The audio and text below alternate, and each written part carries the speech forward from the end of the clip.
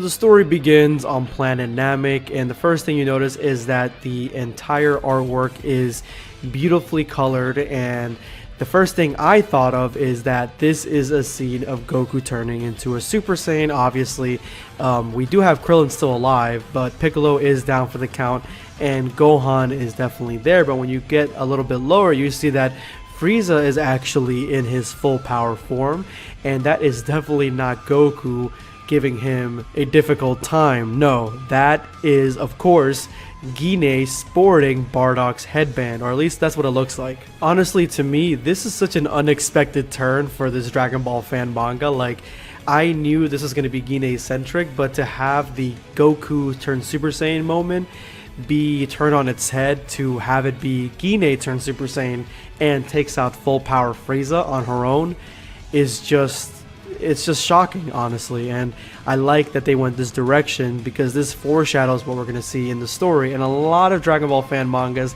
actually do this technique. They give you what happens at the end, and then they bait you, but positively bait you into continuing on with the series. And as we know from Boruto, yeah, Dragon Ball fan mangas are the only one that use this technique. So of course we finally get the reveal that it is Gine Super Saiyan this entire time. That definitely looks like Bardock's headband. I definitely like the fact that she has Bardock's headband on her, and to me that signifies that Bardock did not make it from Planet Vegeta. He ended up more than likely sacrificing his life for Gine and Goku to be able to escape. But I do like this scene a lot. This probably is my favorite panel.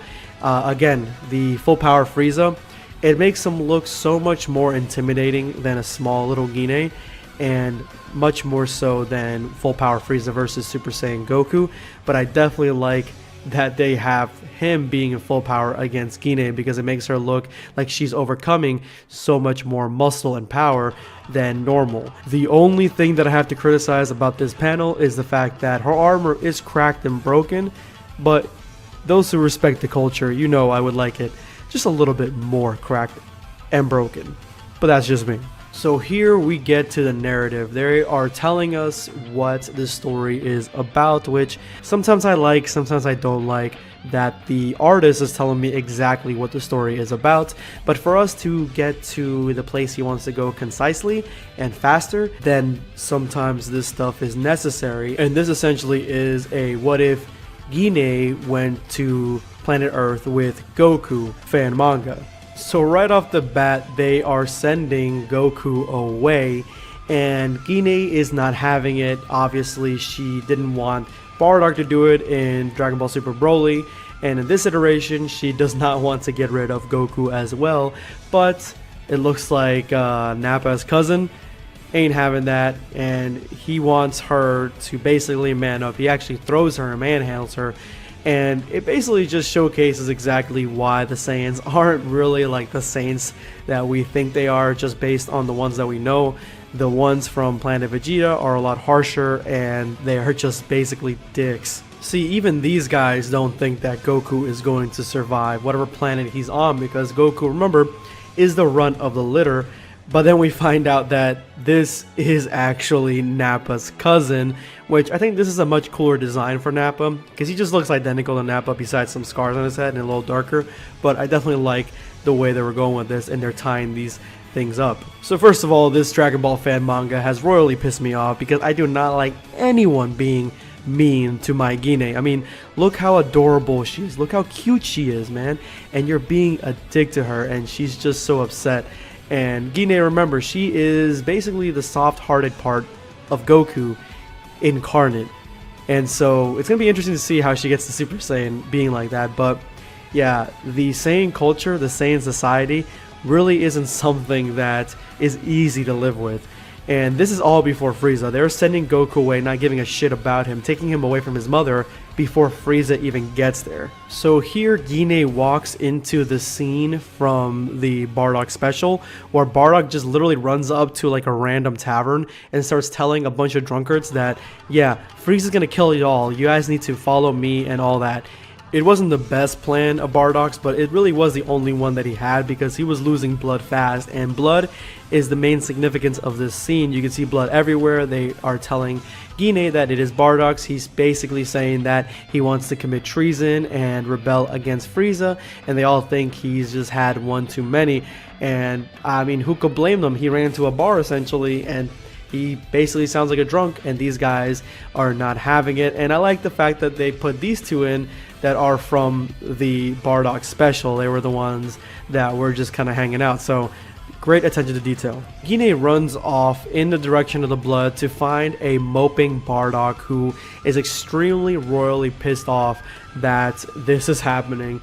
Basically, we're catching up to the scene right before he attacks Frieza in the Bardock special, and she's telling him that he needs to go to the healing capsule. He needs all this stuff. He needs to heal because he's not making any sense, and he just tells Gine to shut the hell up and listen to him. She needs to steal a pod, take a pod, and leave because Frieza killed his entire team, which more than likely are people looking at Gine's face that she knew personally, and now he's coming to kill everyone else. And Gine doesn't believe him until he points to the sky, and behind the sun you see Frieza's ship, and it looks like he's ready to destroy Planet Vegeta unless Bardock can stall him enough to let Gine escape, which is what I'm thinking this is going to, because this is the very end. Our story begins on Planet Vegeta on a Saiyan pod launch where the Saiyans have just sent Kakarot to an undiscovered, untested world so Kakarot can fight the natives, destroy the planet's ecosystem, economy, and people, and return back a Saiyan warrior. But on this launch, his mother is upset that he's even going at all because in her eyes, he's still her baby and he's entirely too small to go and fight off another planet. But this is the way of the Saiyans, and Kakarot, like Gine, need to understand their place in Saiyan society. So she has to come to terms and accept what has happened until she hears that Bardock has come back to Planet Vegeta and he is gravely injured talking nonsense. So she runs off trying to find him. She ends up finding Bardock more dead than alive, and Bardock tells her that there is no time for medical care. Saiyans have been killed. Frieza's forces have killed his entire team. He was the last one left alive. Frieza aims to kill and destroy all the Saiyans, and at that moment, they see Frieza's spaceship on the horizon. Bardock tells Gine that he must face Frieza and try everything he can to stop him, and Gine knows this is a suicide mission, but Bardock gives her strict orders. Find Raditz, leave with the baby, and get off Planet Vegeta, because if he cannot defeat Frieza, Frieza will destroy the entire Saiyan race. Everybody will die. Gine hugs Bardock for what is the last time. Bardock tells her, you must survive. You all must survive and become stronger. Promise me this. She does. And she leaves. She leaves Bardock on Planet Vegeta and leaves all the Saiyans to their grisly fate.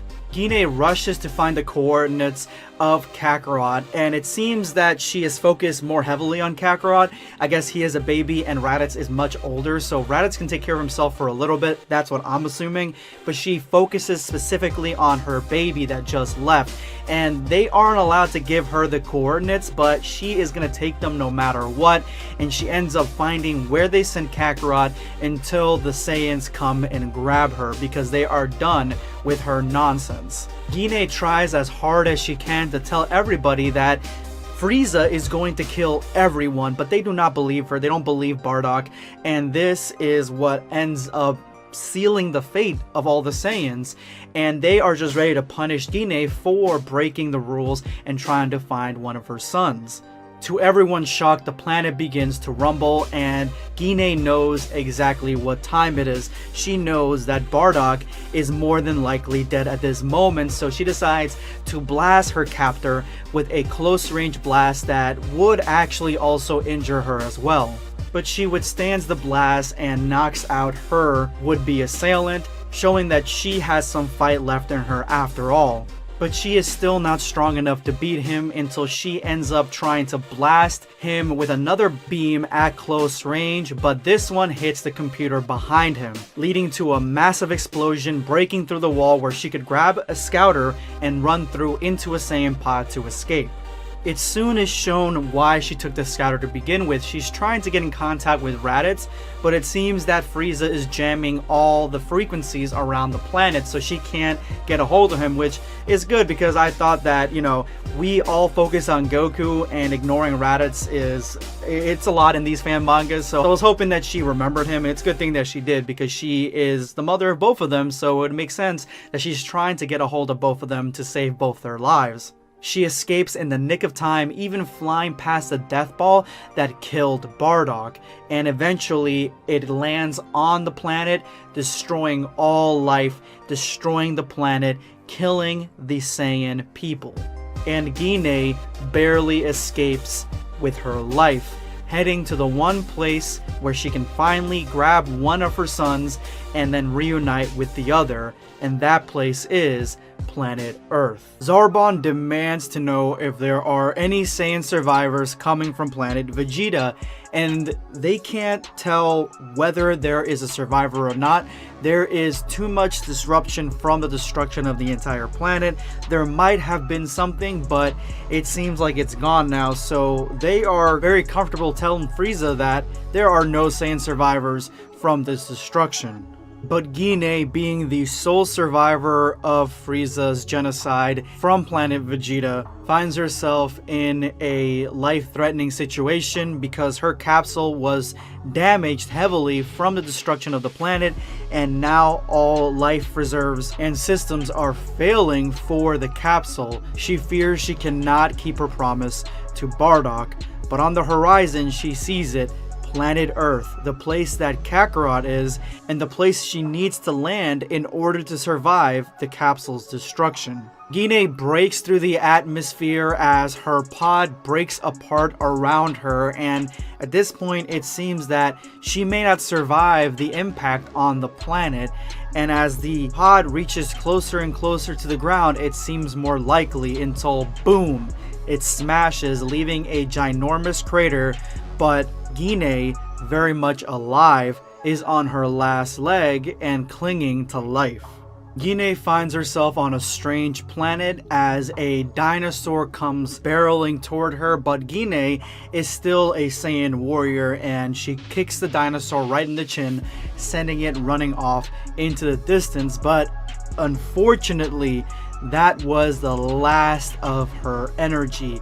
She used it to kick a dinosaur in the face, which is a pretty badass way to go, and she falls to the ground, fading fast, passing out as an old man and a baby discover her. She finds herself in a dark void filled only with her thoughts, thinking about how her life hasn't been easy up to this point because the Saiyan culture is not kind to weakness, and she has been generally weak with the Saiyans for most of her life, and now she has disappeared and her whole family is gone. Raditz, Kakarot, and especially Bardock, because Bardock gave his life against Frieza for basically nothing. And now she fears that she is also fading and dying, and she is going to be reunited not only just with Bardock, but with the rest of her Saiyan race, until she hears a familiar voice telling her, "Promise me that you will survive and you will become stronger." She turns around only to find Bardock right in front of her.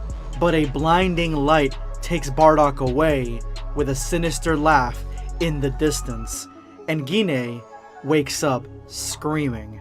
She has woken up in a strange room covered in bandages, which she sees as a primitive way of healing. And this place, she doesn't know who has brought her here, but she sees that they've taken the time to undress her, so she decides to put back her battle armor in case she needs to fight her way out of here. But she realizes there's something strange about the way her armor looks. It's extremely shiny. Somebody has gone through the trouble of cleaning her armor, buffing out the dents and the grime, and making it all nice and pretty. Whoever this is collects strange orange jewels as well, but she doesn't have time to just walk around here and inspect the entire house. She needs to go and find her son. So as she walks out, she is met with her would-be savior and completely gets scared, falling back on the ground.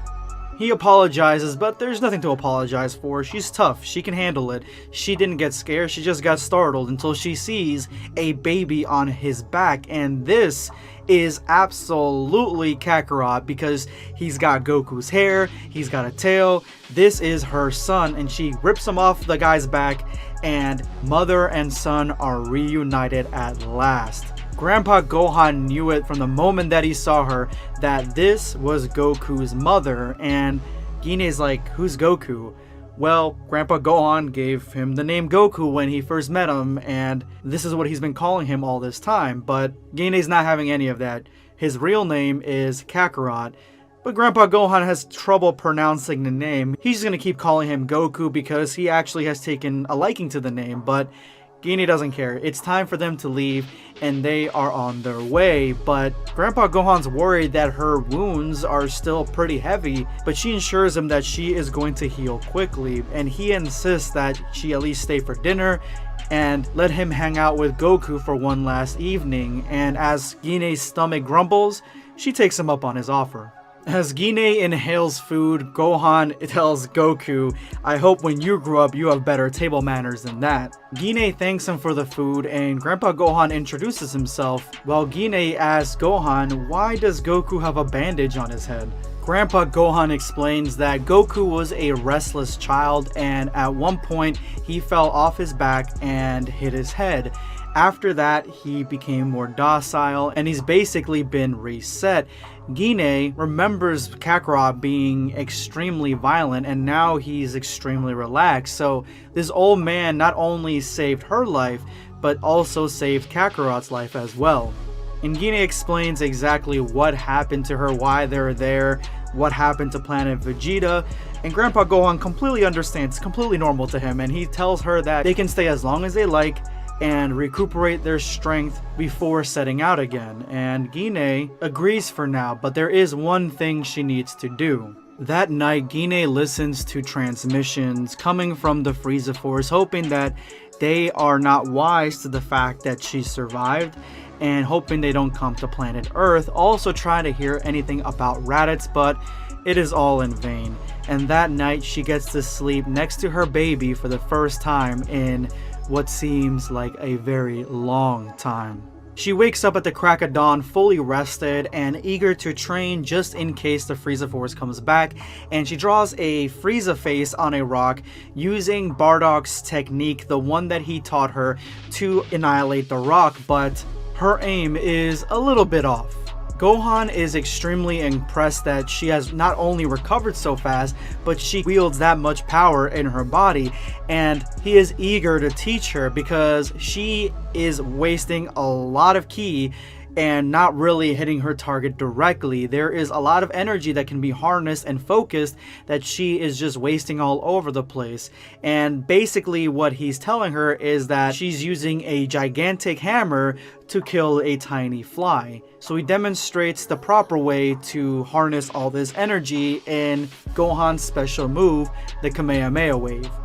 He focuses on the lines in the grass. Look how much ki she wastes compared to how much ki he wastes. He can actually help her with controlling her power because she's got a lot of it, but she doesn't focus it correctly. And Gine looks at him, scoffs, and dismisses him. There is no way that somebody that is weaker than her can teach her anything. She is the most powerful being on the planet right now, so she's not going to be taking any lessons from him, and it's time for her to leave with Kakarot. But Grandpa Gohan is about to teach her a lesson in humility. Faster than Gine's reflexes could react, Grandpa Gohan kicks Gine's feet right underneath her as she falls on her butt, leading to Grandpa Gohan having her right where he wants her and about to deliver the Master Stroke. Grandpa Gohan begins to lay down some hard facts on Gine, that someone that is weaker than her has put her ass on the ground. Now he's not going to argue with the fact that nobody on the planet could actually beat her. But if she continues with this sort of attitude, then defeating her will not be a problem. Basically what he's arguing is if somebody faces her, beating her in battle may be difficult, but winning the ultimate war would not be. She needs to learn to control her strengths and her weaknesses and harness her power properly, or else the worst case scenario might happen and Goku will be hurt and she will be drowning in her own guilt. Gohan may not be very powerful, but he is a master martial artist and he knows a bunch of techniques. He knows how to control himself and how to best administer those techniques on somebody else. So even somebody as weak as him could take down somebody as powerful as Gine. So he can help her out, but it's her decision, and he is going to go see if little Goku is awake.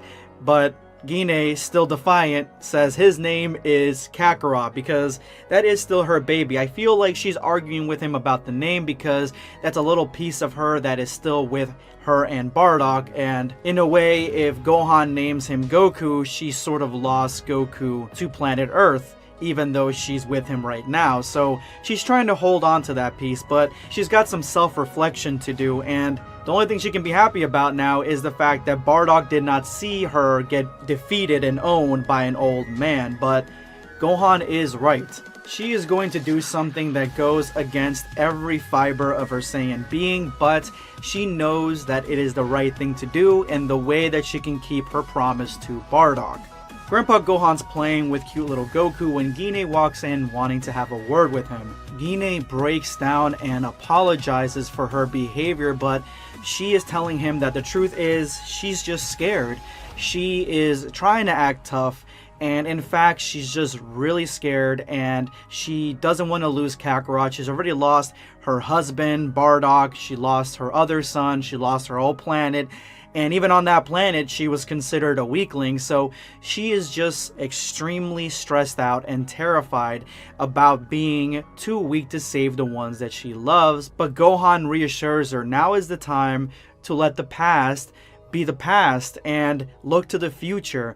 It is time for her to live for the ones that she loves. Grandpa Gohan agrees to teach and train Gine in everything that he knows, basically becoming her master. And that's something that Gine had to struggle with in asking because Grandpa Gohan is a weakling. It's not the Saiyan way to look for help from those that are weaker than you, but Gine knows that this is the best case scenario. This is the best that she can do in these circumstances, and Grandpa is more than happy to teach her everything he knows. Training begins and Gine is balancing herself on a rock in a stream, and she's asking why she's even doing this. Obviously she's going to keep asking questions as to what the training is, but Grandpa Gohan's very firm with this, that she is learning to focus her mind and focus her inner self. That way she can look deeper and deeper inside herself for more power, but also she can sense the power of other beings around her. But she argues she's got a scouter for that. She doesn't need that. As we've seen on Planet Namek, if you lose your scouter, then you're blind. So this is definitely a useful lesson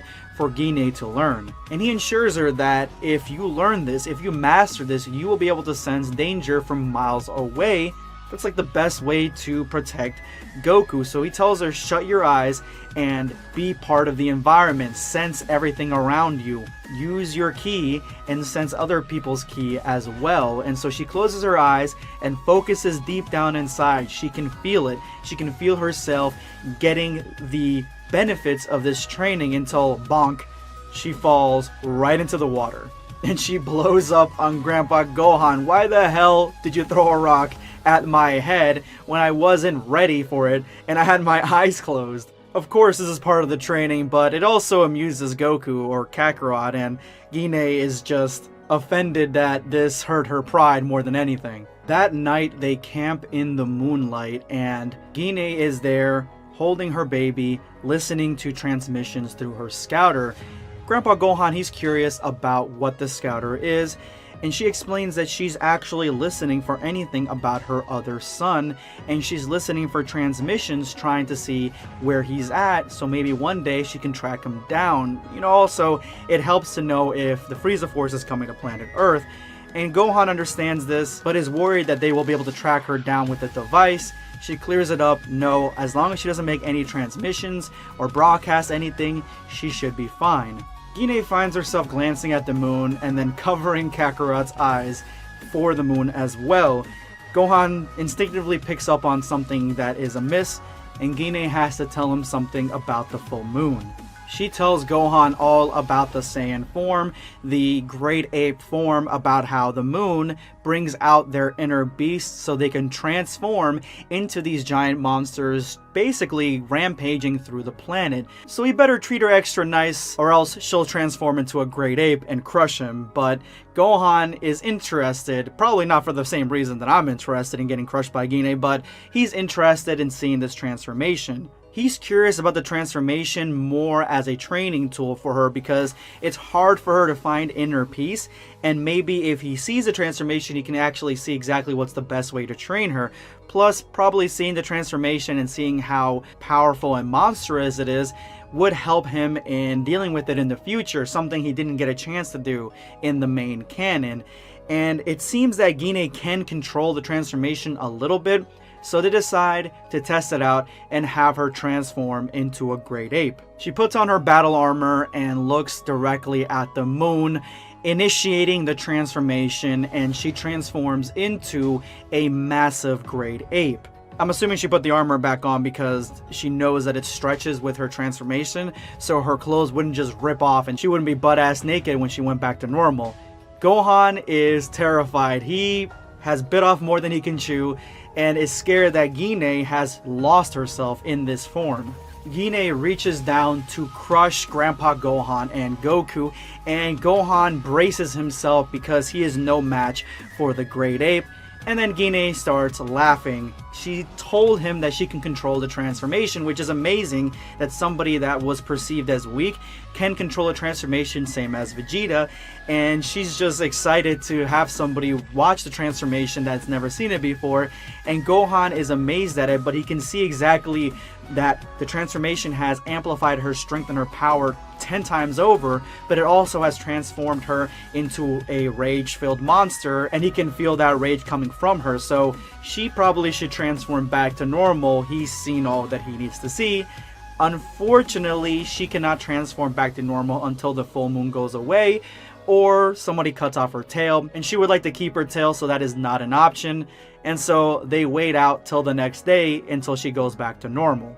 Gine wakes up during the day and finds Grandpa Gohan building an addition to the house, and he is actually excited to bring her somewhere that might help her in her training, but I'm assuming he's building this addition to the house because he wants Gine and Goku to stay with him, which is really sweet to think about, and actually their dynamic is extremely interesting as well, and it's something that this Dragon Ball fan manga shines for. Grandpa Gohan is still amazed at the transformation as they walk to wherever he's bringing her, and he's asking her how she learned as a low-class warrior to be able to control the transformation so well, and she thinks back to her training with Bardock, and Bardock wanted her to train in the transformation, so he has been teaching her how to do it, but the first time that it happened, she rampaged through the city and the other Saiyans are telling him to control his wife, so her first Uzaro training didn't go well, and unfortunately this is the end of chapter 3. Grandpa Gohan is bringing Gine to a nearby town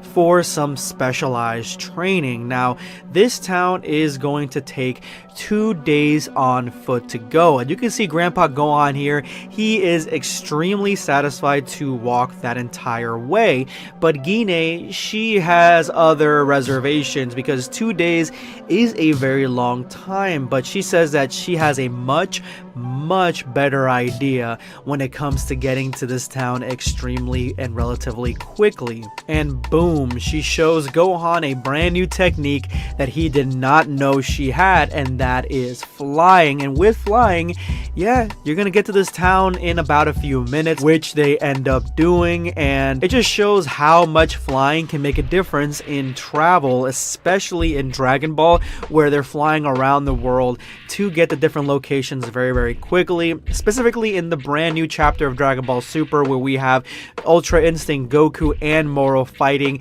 around the world, just flying around it in circles, and that's how fast and needed the flying technique actually is. I still say that the greatest crime that Dragon Ball characters have ever done is not teach Bulma or specifically Chi-Chi how to fly on their own, because Gohan taught Videl, and Chi-Chi is a martial artist that I think would probably kick Videl's butt, so they should have taught her how to fly as well.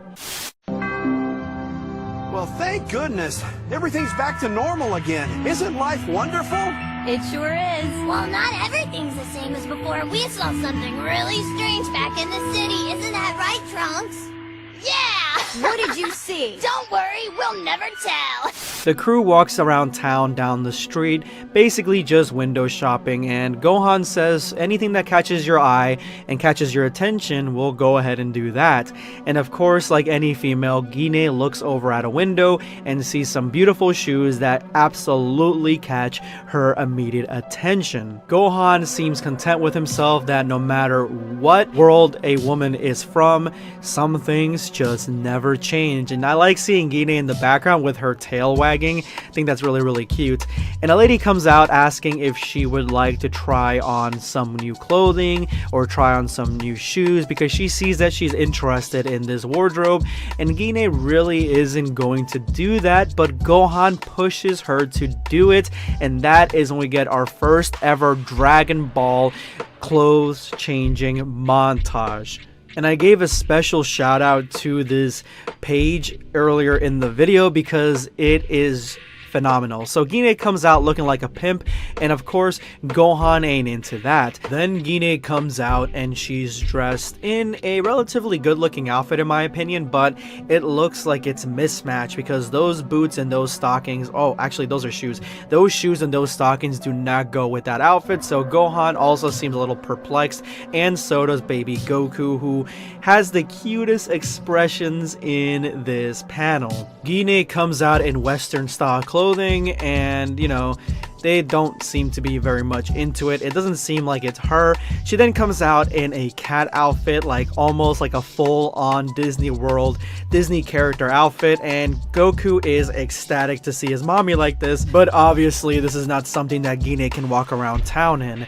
The next one's my favorite, obviously it's my favorite, and that is Gine in almost like her own version of the Bulma Bunny outfit, the Gine Magician Assistant's outfit, I would say. And Goku's laughing, covering his eyes, and Grandpa Gohan, he is like the complete polar opposite of Roshi and the Elder Kai, because he is also blushing. And lastly, we get a good outfit, and this one is very moderate but very cute, and actually kind of sexy all at the same time. It definitely goes with Gine's look, and this is an A-OK from the crew. And throughout that day, Gine goes clothes shopping and shoe shopping. She even buys Goku a brand new little baby Goku outfit. And so in this whole interim, she's thinking to herself that she didn't really know what the training was when she got down there, but as soon as this day started and she started, you know, realizing the pleasurable parts of being an Earthling, she completely forgot about what the training was going to be.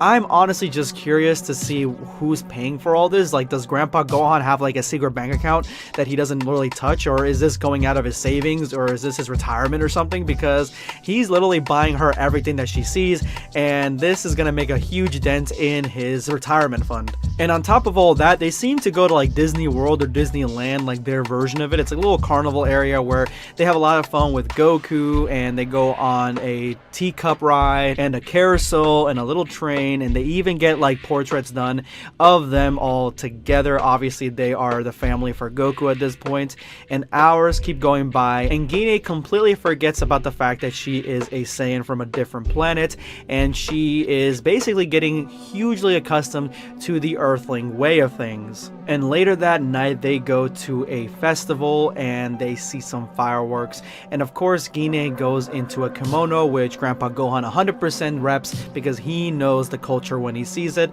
and they watch the fireworks go off, and this seems to be almost a vacation of sorts for Gine.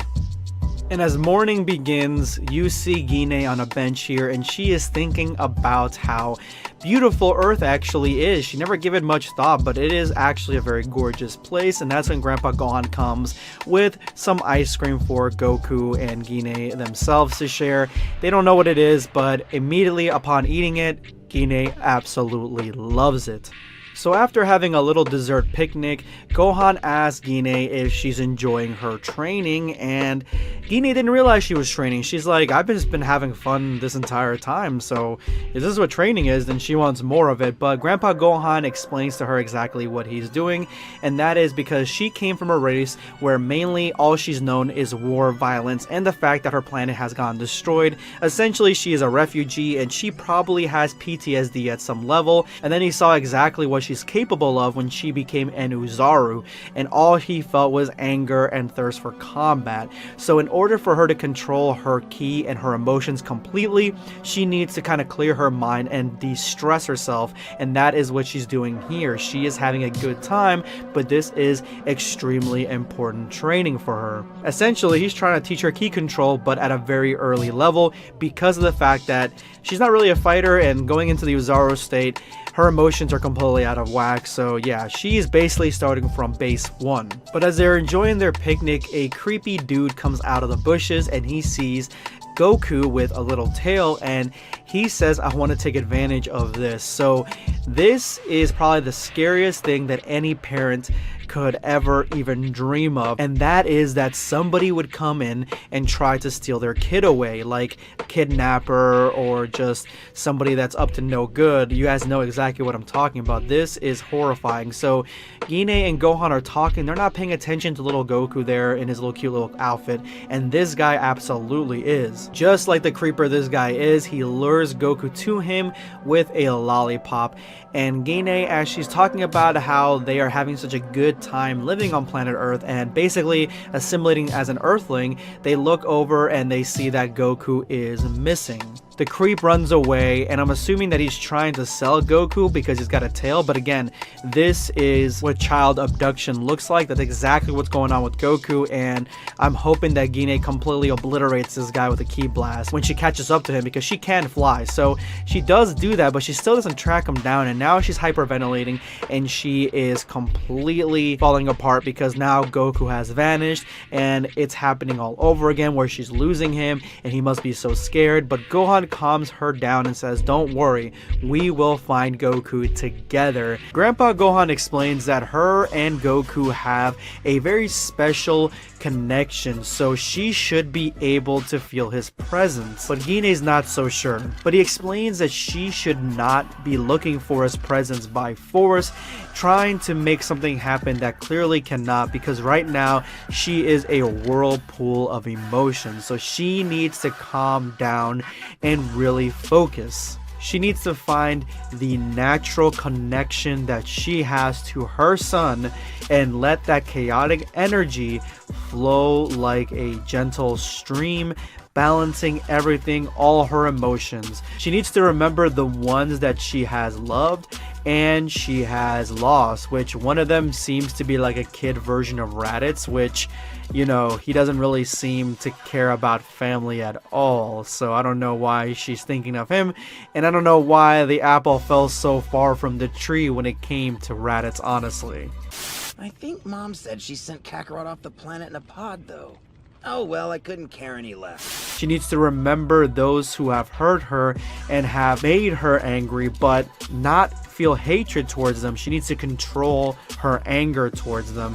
And then she has to remember those that are the most important in the world that will direct her to the right path, which is baby Goku. She must gather all her emotions together and control her ki in this way. That way she can connect and find her son's ki. Let all these emotions guide her, and she tries to meditate and focus. And focusing needs to be something that has to be regular regular in Dragon Ball. Meditation, in my opinion, was one of the best aspects of Jiren, because I love the way he just kind of focused and harnessed all that control over his immense power, and I definitely like this aspect of Dragon Ball. It definitely is something that is very, very important, not just fighting for the sake of fighting, but also meditation, clearing your mind and controlling your emotions. And as she focuses, she feels something, and that is Goku on top of a cliff. That is Kakarot's presence right there, and immediately they realize that Goku could not have gotten that far because he is a toddler. I mean, he is a Saiyan, and Pan did this. Yeah, Goku couldn't have gone that far, so that means somebody must have stolen him, and that just galvanizes Gine to go find him, and she carries off Grandpa Gohan to go kick some ass. This child predator is holding Goku, who is throwing a whole temper tantrum, and he's saying that he is far more trouble than he's worth right now, because he has been nothing but trouble and eating all of his food and just being horrible. So hopefully the money is good for him, and I can only imagine, I don't want to honestly imagine what he's trying to sell Goku for. Hopefully, you know, this dude gets dealt with. But that is when Gine and Gohan pop up right in front of the kidnapper, and they are cornering him against the cliff. He is surrounded. He needs to give up Goku. And Gohan's being a little bit too generous here, in my opinion. He says that if you return the child, he will let you go, but this guy obviously is stealing children all over the place, and he's got connections to, you know, child abduction rings apparently. So I would, you know, absolutely do this to the guy.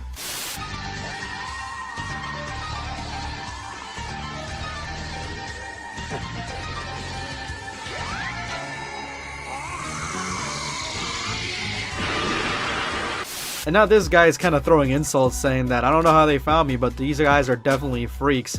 And so if you want this kid, I can't let them catch me, so I'm just going to give him up. And that is when he throws Goku, a little tiny cute little baby Goku, off a cliff. And as we know from Dragon Ball, Goku isn't extremely durable because he falls off a cliff in Dragon Ball and bumps his head. So that probably would happen in this aspect as well, and Goku could get seriously injured no matter how durable he is in this instance.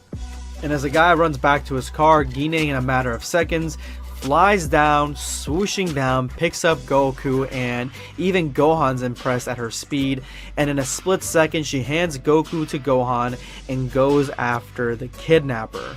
Now the child predator is already off on his way, and he is making a break for it, trying to escape and get out of there. And that is when Gine shows up in the middle of the road, and this guy is about to hit her. Now Gine versus a car, y'all want to take some bets? What's gonna happen next? What is the next panel? Is Gine going to, you know, try to escape and move out of the way? Is she going to try to pull this guy out of the steering wheel and, you know, let this car fly over the cliff?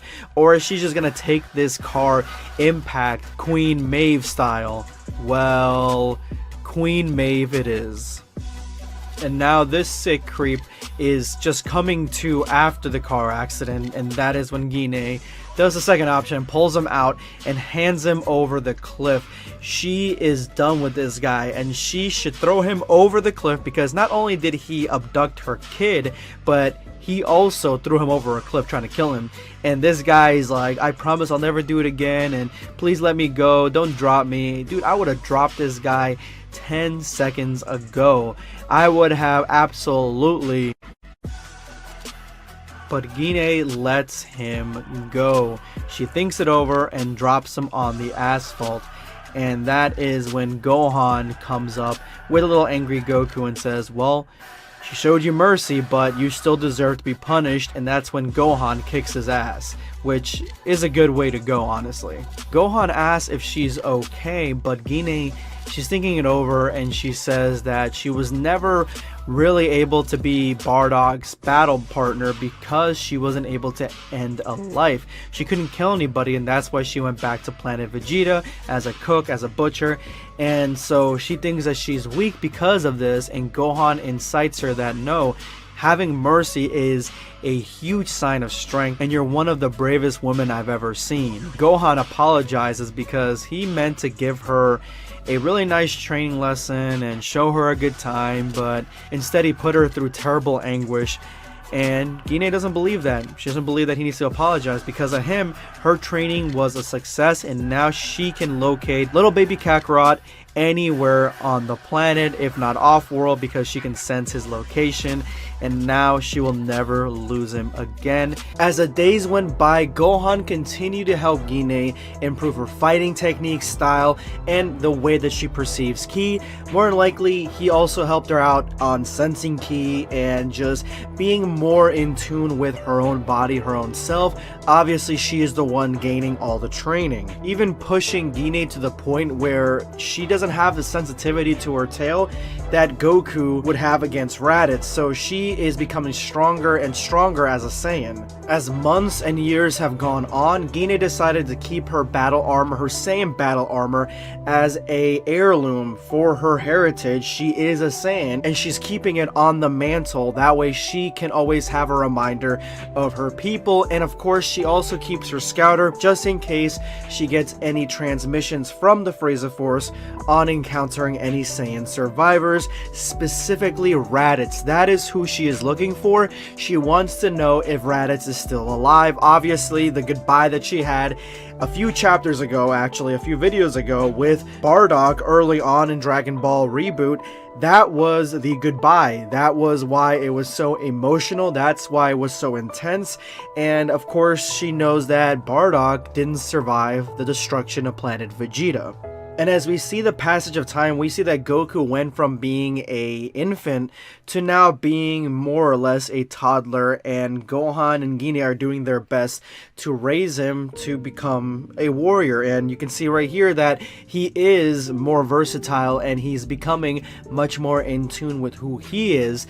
And it's going to be interesting to see how he grows up having a mother, seeing as how for the most part he was a wild child, then he had a grandpa, then he was alone after that. It's gonna be a crazy bumpy ride, but Gine may be the best thing for him, honestly. And this essentially shows us exactly all the adventures that they've been going through with fishing and Goku learning martial arts. It looks like he's a little bit older in these frames because years have gone by after that, so he could be a kid maybe in his 6-year-old range, 7-year-old range, but he does train and he does get the power pole, so he's very much in line with Gohan and Goku's relationship back in Dragon Ball. He's going in that trajectory, but remember how that ended? I'm curious to see how this incorporates that in the story. Gine is recounting everything about Earth, and she had to get used to the fact that Earth was completely alien to her, as opposed to Planet Vegeta, which is more combat-based and warrior-like society. Earth is far more peaceful and relaxing, and she has gotten a taste of that. And so right now, she is dulling her blade in a sense because there aren't any real threats for her to combat. I mean, they're not facing the Red Ribbon Army, there's no King Piccolo right now, Demon King Piccolo.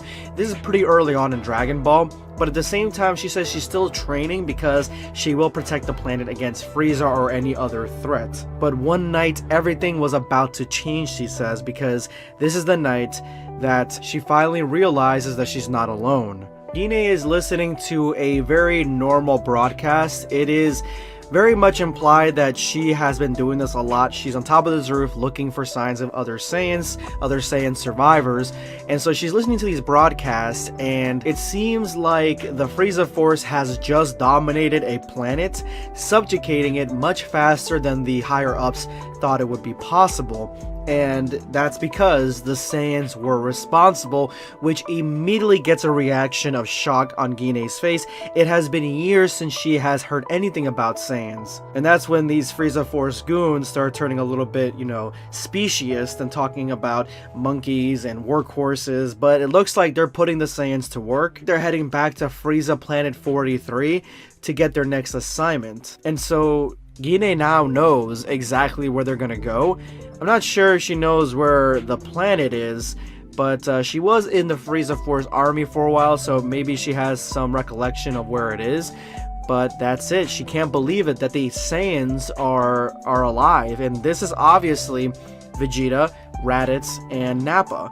So if Vegeta, Raditz, and Nappa are alive, well, I mean, they are probably, Vegeta and Raditz, maybe around 10 years old-ish, around there, I'm thinking, if I got my Saiyan ages right, because Goku's around 6, and I think Vegeta's a little bit older than Goku, if I'm not mistaken. Gine immediately runs in, trying to tell Gohan what she just heard, and Gohan tells her to slow down and calm down, have some tea, and she does, and she explains that she heard that the Saiyans, there's a Saiyan squad that is still alive, that they managed to survive the destruction of Planet Vegeta, and it is possible, and we already know that he's there, that Raditz is among them. And Gohan says that's great, but even if your other son is out there, what do you plan on doing? How do you plan on getting there? And Gine has a plan to take Kakarot's ship and see if she can go get her son back, get Raditz. Now, I don't think that's like the best option, because Raditz, even in the Dragon Ball Minus movie, he didn't seem like he really cared about family all that much, so he may not really give two craps about Gine or Goku, for that matter. I don't think he cared about Bardock either, so, I mean, maybe she can parent that stuff out of him, I'm not exactly sure. But this is an interesting turn that she wants to go get him, but she has to get past Vegeta and Nappa to do it. And I don't know if she's strong enough, honestly, to defeat them.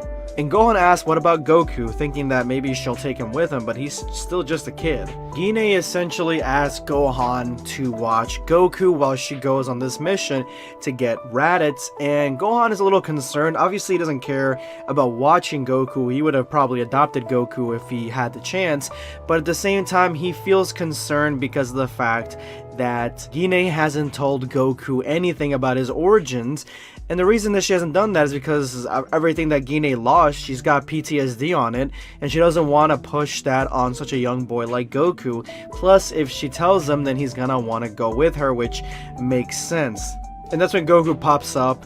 Obviously, he was trying to eavesdrop, but now he's a little bit more curious to see what's going on. Goku overhears Gine wanting to go and find Raditz, but all he hears is that Gine wants to go somewhere dangerous, so he wants to go too. He's excited to get out of the house. Gine shouldn't be surprised that Goku was eavesdropping because they're in a tiny house, but Goku really didn't hear much, and that is when Grandpa Gohan changes the conversation and wants to give Goku a gift. And so Gohan gives Goku the 4-star Dragon Ball. If anything happens to Gohan, well then Goku will have the 4-star Dragon Ball to remember him by. And Goku is ecstatic to get this present from his grandpa, and he will treasure it forever. Goku cuts right back to the conversation at hand and tells his mother that no matter where she's going, if it's dangerous, he wants to go because he's gotten much stronger in the last months. Remember, Grandpa Gohan has been training him, and Goku begins to run outside to show his mother what Grandpa has been teaching him. But Grandpa warns Gine and Goku, remember, there is a full moon outside, stop him from going, because Grandpa Gohan knows Goku's secret. And with one swift order from his mother, Goku says, why do we have to always stay inside during a full moon? And Gohan says to Gine, it's time you told your son the truth. Gine takes this opportunity because she is a mature adult to finally have a really tough conversation with her son about the dangers of going out during a full moon and why he needs to be protected from it.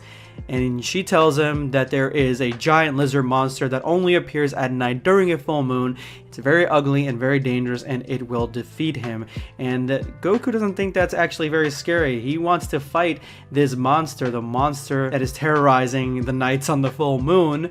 And since he's beaten everything on Mount Paozu, well, he doesn't think that this monster is going to be a problem. And as any parent knows, Goku is not going to listen to his mother and says, no, I can do it, don't worry, I can defeat the monster, and starts to run back outside until Gine has a stern yelling at him and tells him to go to his room because he needs to listen to his mother, which he ultimately does and goes back upstairs. And that's when Gohan has a serious conversation with Gine about lying to her kid only to protect him from himself. He needs to know about this situation in case in the future as an adult or an adolescent, he needs to know that he can't be trusted around a full moon. But Gine brings a fair point, which I completely understand as any parent would, that it is hard to have a real conversation with your son or daughter, having a heart-to-heart, telling them a huge secret like, you know, you come from an alien race, different planet, there is an evil ruler trying to kill kill you. You have a brother out there. There's a lot that goes on with telling Goku that he is an Oozaru at the full moon,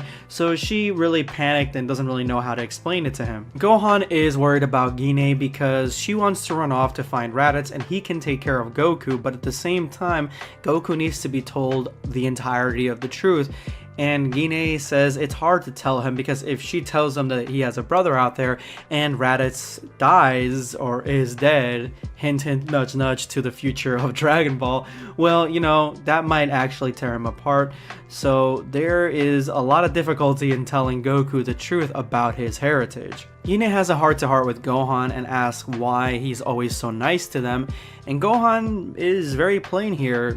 Goku is the grandson he always wanted, Gine is the daughter he always wanted. He doesn't have much of a family, so this is his chance to have a family. Gine, of course, gets upset that he keeps calling Kakarot Goku and asks how many times you're going to be calling him that. And Gohan says as many times as it takes because Goku is a far superior name. And as we cut to the top of the house, we see that Goku has put his 4-star Dragon Ball next to the picture of his family, and he decides that he is going to defeat the monster, and that way his mother will take him wherever he needs to go, and if she decides to leave and fight in a dangerous battle, she will take him with her. Now this is an interesting conversation. So Gine makes the decision to basically tell Goku everything, and Gohan says that's great, I support your decision, but on top of that I think that you guys should still live on planet Earth as Earthlings because all the Saiyan legacy, all the Saiyan lore, all the Saiyan heritage has brought you is destruction and pain, and you guys should just kind of forget it, which is something strange I never thought Gohan would say. I guess I never really thought about it if he actually met Gine, if he would have values for the Saiyan race as they are. I mean, Gohan's like almost the complete opposite of what the Saiyans are. Imagine if he met Raditz. But Gine is staunch here, and she says that the Saiyan race, this is all we have left of our people, and this is all she has left with Goku, and Goku will eventually have to learn about them and learn about the pride of the Saiyans, which, remember, she comes from the Saiyan race. So what Vegeta thinks, what Raditz thinks, what Nappa thinks, what Broly's father Paragus and King Vegeta thinks, this is all instilled in her as she is born out of that society. So she's not going to turn her back on them just because Gohan doesn't like the fact that they're fairly negative if you really think about it. But as Gine goes upstairs to look for Kakarot, he is gone, and Goku is outside looking for the monster and trying to find it until he looks at the full moon.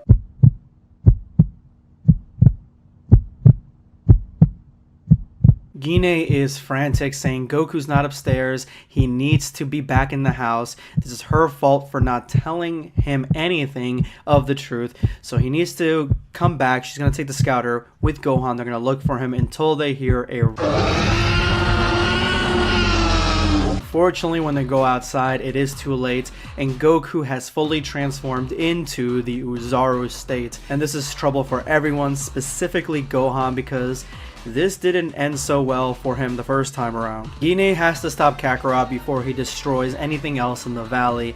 Gohan's a little worried because if she transforms into an Oozaru too, that's a huge Oozaru battle on the plateau, and that might destroy everything. But Gine says that Kakarot's never seen her transform, so if he does see her, all he is going to want to do is battle her, and that won't do. Maybe she can get through with him for reason and have him actually just look at her and transform back, or at least come to his senses. So she runs off to confront her son as Grandpa Gohan tells her to be careful. She explains that the first transformation is difficult to control, so trying to reason with him is easier said than done, and as she runs up to him telling him that she knows he's scared and that this is his mother, please come back to me, Kakarot, just listen to me. She also takes the time to basically tell him everything about the origins that she probably should have told him before, explaining about the Saiyans, about the other worlds, about, you know, everything that's going on with the warrior race, and the fact that if you see a full moon, you essentially transform. And Kakarot, he ain't hearing none of that. He is completely out of it, out of control, similar to the lore of how the first Oozaru transformation is in the anime, and Kakarot just attacks his mother, trying to punch her, trying to swipe at her, trying to grab her, even stomp on her, but she is dodging them barely. She even explains that Goku's a lot faster as an Ozaru than she had previously thought. She comes to the conclusion that if she just keeps on dodging and flying around, Goku's full attention will be on her, and once she gets an opening or her mind is set up on a different plan, she'll be able to take him down once he tires himself. But that is when Goku throws a rock right at her so fiercely, so fast that Gine really has no other option but to blow it up with a ki blast. But the explosion is far too close to her that it blinds her completely, and Kakarot takes this time to basically run through the explosion to grab his mother while she's blinded. Now Gine is in the death squeeze, and she doesn't seem to be powerful enough to get out of an Ozaru grasp, which shows that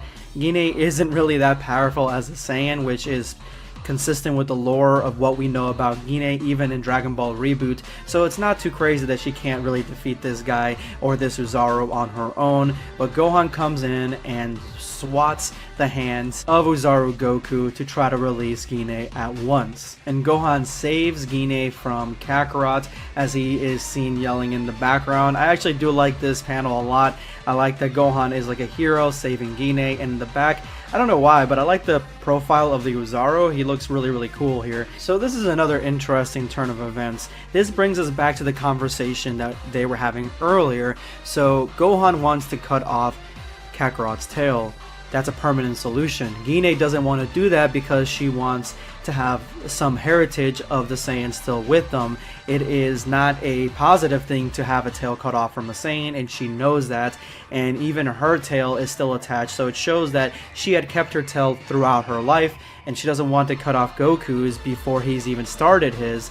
And Gohan says, alright, listen, I'll help you out. I'll grab onto the tail, and that should give him enough time while he's stunned for you to come in and reason with him, deal with him, whatever you have to do, because Gine says that she can do that. So Gohan runs up and grabs onto the tail as fast as possible. And this is enough to temper the beast as Gine tries to reason with him, telling Goku to control the beast inside and stop rampaging, control it. You have the legacy of an entire warrior race within you. Try to remember who you are.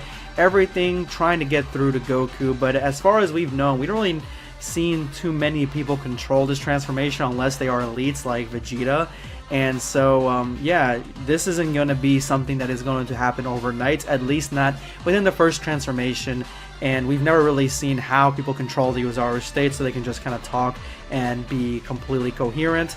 So this is probably not the best plan right here. Gohan is still yelling at Gine that this isn't working and he can't hold on much longer. She needs to cut off the tail, and that is when Kakarot throws him off and he flies into a boulder, breaking it, and Gine still won't cut off the tail because she realizes that he is too far gone, but still doesn't want to permanently maim him. This just shows how deeply rooted the Saiyan legacy and the Saiyan history is within Gine. So she decides to transform herself, but she looks back and the full moon is completely gone. And as her back is turned, Goku ends up swatting her through a mountain. In the ring, she is beaten, she is broken. Remember, she ain't the strongest Saiyan in the universe, and she starts to get up, but only to realize that Kakarot is ready for the death stomp. He has jumped up and he is about to curb stomp her out and completely kill her and destroy her. And Gine, who can barely move, is basically a sitting duck until Gohan pushes her out of the way, saving Gine and sacrificing himself. Gohan's death is entirely on Gine's hands at this point. She is feeling guilty because she could have just cut off the tail and that would have been enough to save Gohan, but she chose the Saiyan race over her newfound Earthling friend, and Kakarot looms over her, ready to stomp some more and kill her. And Gine remembers everything that Gohan has said prior to that moment about how she needed to handle this. If she would have just listened to him from the very beginning, he would still be alive right now. And that is when Gine declares, "Gohan, I should have listened to you, but I was blinded by my Saiyan pride, and now," with a cry of pain, she rushes to Kakarot's backside and cuts off the tail with one swipe. That's all it took, one swipe to end the terror, to completely maim Kakarot so he cannot go into the Uzaru transformation anymore. And that is the moment when Kakarot transforms back into his baby form, and Gine catches him taking off her shirt to cover him up in the rain. And Gine cries and cries, confessing to Kakarot that she should have just listened to Gohan, that this was a terrible mistake. Gohan and Kakarot, their relationship is now severed because she could not give up her Saiyan pride. She thought that Raditz was still out there and that was keeping her going, but now she realized that she needed to focus on what she has in front of her instead of her own Saiyan pride and her lost family, because now she has lost Gohan and lost the Scouter as well, because Gohan was the one that was holding it, and it is completely crushed. This is probably one of the most powerful scenes that I've seen in a Dragon Ball fan manga for a while, because it shows exactly that history is inevitable. History repeats itself. Gohan was seemingly always destined to die this way, but this is a really cool take as to why he died. He died because of Saiyan pride, and that is something that Gine, someone like Gine, we would have never thought that she would have had. Not like Vegeta, she isn't all about pride, at least that's what we thought. But Vegeta makes it seem negative, and it's not negative in the context the way Gine has seen it, that pride isn't something that is selfish, it's something that is inherent to who Saiyans are. But in this case, she could have given up some of her pride and Kakarot's pride and cut off the tail early, or at least giving him the conversation early. The next day, she buries Gohan as Goku cries and looks at his mother and asks, "What happened to Grandpa? Where's my tail, and why are you so beat up? Is the monster that you told me about responsible for all of this?" Gine reassures Goku that his tail will grow back someday, that the monster is never gonna come back, and that Grandpa was the one that saved them both from the monster. He was the one that ultimately ended him. He was a hero and we should be proud of him. And Goku cries, saying that he's going to miss him. And that is when Gine calls Kakarot Goku, to Goku's surprise, and Gine says, "You heard me, your name is Goku," because that is the name that Gohan gave him. And it honestly is a lot harder now to tell Goku the truth about everything, because he is the one that ended up killing his own grandpa, similar to how hard it would be for him to figure it out in Dragon Ball and Dragon Ball Z's anime. So this is now a harder situation that Gine created for herself, because she could easily tell him the truth, since the lie was the one thing that made everything so much worse. But now there's so much guilt wrapped up in just a little kid for killing his own grandpa that she can't do that to him. Gine pulls out the 4-star Dragon Ball and says that she has to admit the name is better than the one that she's been calling him. So to honor Gohan's memory, she is going to call him Son Goku, and Goku is ecstatic about this. Goku sadly asks if his mother is going away again, but no, she's not going anywhere. She is staying right there with him. Now with the Scouter gone, Raditz is basically on his own, and she hopes to see him one day, which that'd be kind of cool to see that portion of this story. If she actually does see him again, then she'll realize the toxicity of the Saiyan race, or the Saiyan lineage, or the Saiyan pride. And now she's just going to stay here, live on Earth, teach Goku everything that Grandpa Gohan taught him and taught her. Tries to cheer him up and say we're going to honor Gohan's memory by practicing and training in Gohan's martial arts style, honoring what he stood for. Gine finally says goodbye to Grandpa Gohan. Now a few months pass and Gine is outside her house training. Now this is her house because she basically inherited it from Gohan. So we get to a little bit of a time skip where Goku's tail grows back, and when it does, Gine decides to tell Goku about everything in terms of what happened with Gohan and his transformation, but she reassures him that it's not his fault, it is her fault, because she didn't listen to Gohan and decided to do whatever the hell she wanted. So now it is time for Goku to learn the truth. But she did not tell him about Frieza, the Saiyans, or Raditz, because she will tell him when the time comes. And one day when Goku returns from fishing, she is welcomed by an unexpected surprise, and that is Bulma. She is introduced to Bulma. So Goku introduces Bulma to his mother, which I think is just the most adorable thing. I kind of wish this was the actual way it went down. Bulma ends up explaining what the Dragon Balls are, that she has a few others, and that they are wishing orbs that can grant any wish in the whole universe, and that she would really like them to join her on her journey traveling through the planet finding the rest of the Dragon Balls. And Gine says this is the first time that she realized that this is her calling and she needs to follow Bulma on her adventures with Goku to figure out her place in this world. And that is where we end off. This is the latest chapter for Dragon Ball Reboot. I will be uploading the entirety of the story for everyone to enjoy soon, so make sure you stick around for that. This is going to be Blackscape signing off. Take care, guys. Subscribe for more content.